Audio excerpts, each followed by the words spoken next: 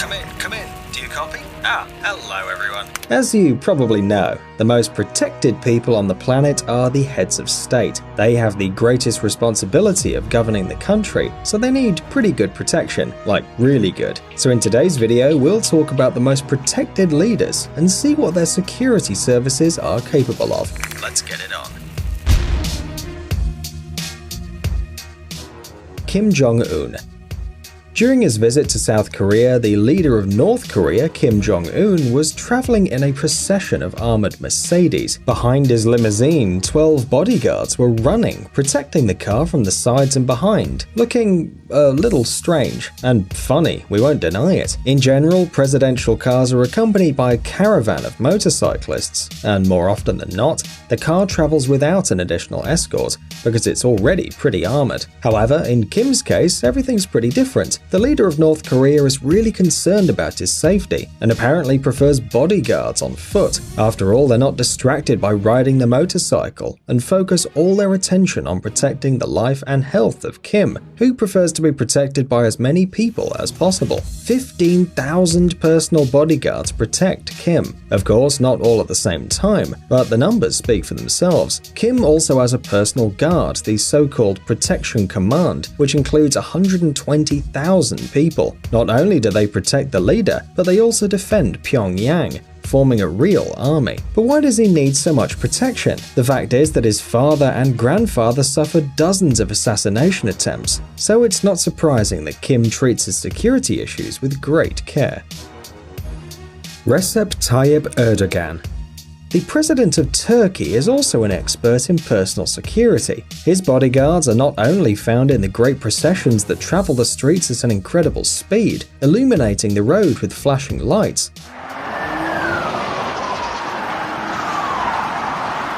Among those responsible for the security of Recep Tayyip Erdogan are snipers who watch over everything that happens from above, ready to open fire at any time if something dangerous threatens the president. By the way, do you think all heads of state use business-class armored cars? No, Erdogan sometimes moves in a presidential bus, of course with a caravan and snipers on the roof. And who knows how they manage to not fall on turns? Well, the president and his wife, hiding behind thick armored glass, greet the citizens of Turkey. Perhaps this form of travel seems safer to them.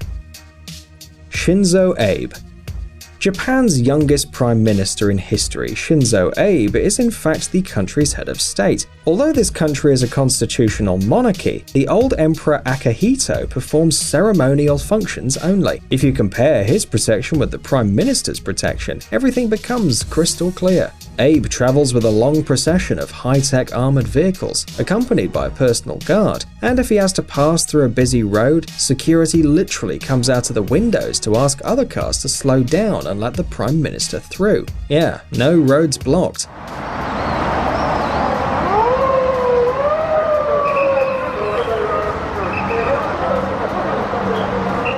Remember the guards who ran after Kim Jong-un's car at the beginning of the video? It seems that this strange tradition also exists in Japan, but in this case we kind of understand why. It'd be difficult for several motorcycles and the Prime Minister inside the car to ride along a narrow street.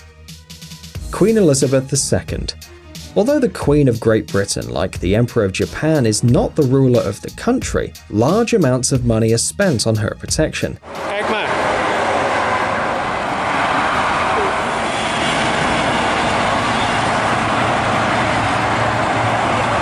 It's no coincidence either. The assassination attempts on Elizabeth II occur with alarming frequency. For that reason, the Queen, like no other, needs reliable protection. Inside Buckingham Palace, the guards are responsible for this, serving day and night, and when Her Majesty travels outside her residence, she always has company, including her personal and police guard. And it's not for nothing. For example, in 2011, 2 British teenagers threw raw eggs at the Queen's Rolls-Royce. One of them hit the windshield and the other on the car door. Fortunately, no one was injured, of course, and the royal peace violators were quickly arrested, but the attacks could be more serious, and the Queen is therefore always accompanied by bodyguards. Alpha Condé. Well, it's time to look at Africa and African politicians. For example, let's talk about Alpha Condé. Since 2010, he's been president of Guinea, and despite an assassination attempt in 2011, it appears that he's not hiding inside an armored car. There he is, standing up and greeting his citizens, as if he weren't afraid. But the state's leader's sense of tranquility is spoiled by 10 motorcyclists at the beginning of the caravan, a group of bodyguards ready to jump out of their cars at any moment, and several military trucks. No, seriously, just look at how many there are. Donald Trump. They say that even before he was elected president of the United States, when Donald Trump was a mere billionaire, he only hired former Secret Service agents and members of the Navy SEALs Special Forces for his personal protection. Not surprisingly, during the inauguration, the presidential caravan was accompanied by an impressive number of agents.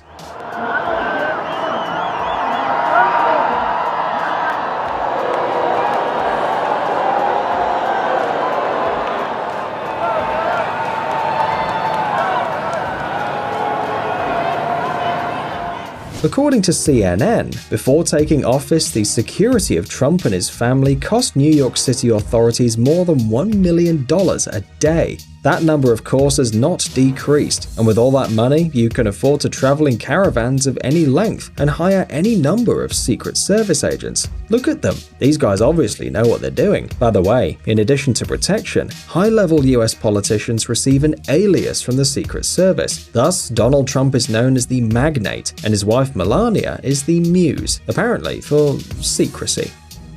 Vladimir Putin.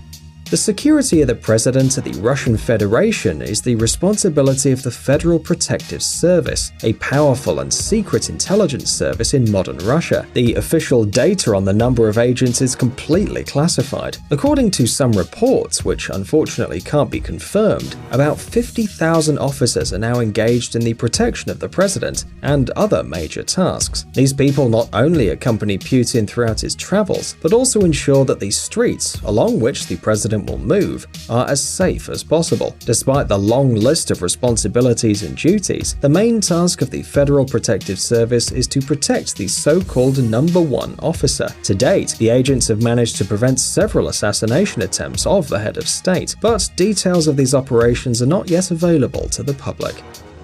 Xi Jinping. The security of China's top leaders, including President Xi Jinping, is the responsibility of the Central Security Bureau of the Communist Party of China. The total number of employees and soldiers exceeds 8,000, divided into 7 functional groups, each of which performs different tasks. To become a security agent, you need to pass a very strict selection process. The main criteria are political security, physical training, educational level, and strict discipline. But even despite the impressive army of trained bodyguards, there are rumors that Xi Jinping is constantly increasing the demands on his guards. Personal security offers must have more than 6 years of political and professional training in a special detachment of bodyguards, as well as being able to safely handle at least 8 types of firearms, and in particular be able to easily fire at the enemy simultaneously with both hands. Each guard always carries 3 different guns, 2 knives, and 1 packet of smoke powder, all for the safety of the Secretary General. No wonder they look so tough when they accompany the leader's car. By the way, did you notice the half-open doors on the other cars? It seems that the other agents are hidden inside, ready at any time to react to the danger, as the number of Xi Jinping's personal security agents, according to some data, is at least a dozen. Alassane Ouattara. Since 2011, the presidential seat of the Republic of Côte d'Ivoire has been held by Alassane Ouattara, a prominent Ivorian politician. But we, of course, will not discuss his state decisions, so let's take a look at Alassane's security agents.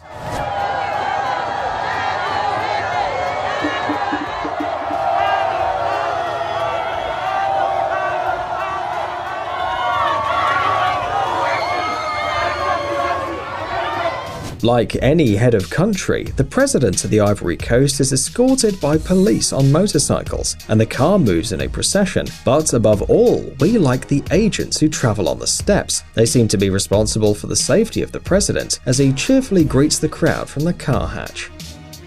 The Pope. Although the Pope is a spiritual guide, he's also the head of the Vatican, and the Vatican, in turn, is considered an independent state, and surely you've heard of his protection. The Swiss guards are too memorable to forget.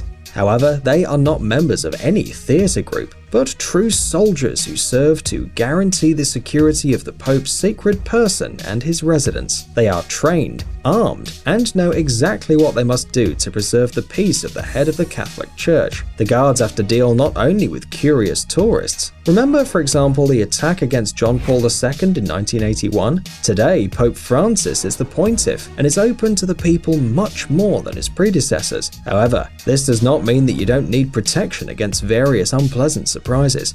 During his visits to different countries, the bodyguards follow the Pope in the Popemobile, following him, ensuring the safety of the pontiff, and helping him to contact the flock. Do you want the Pope to bless your son? Well, most likely you'll need to pass him through a smiling guard.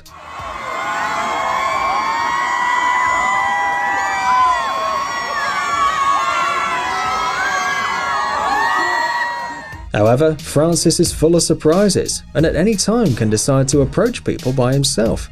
Imagine how stressful it can be for the security service.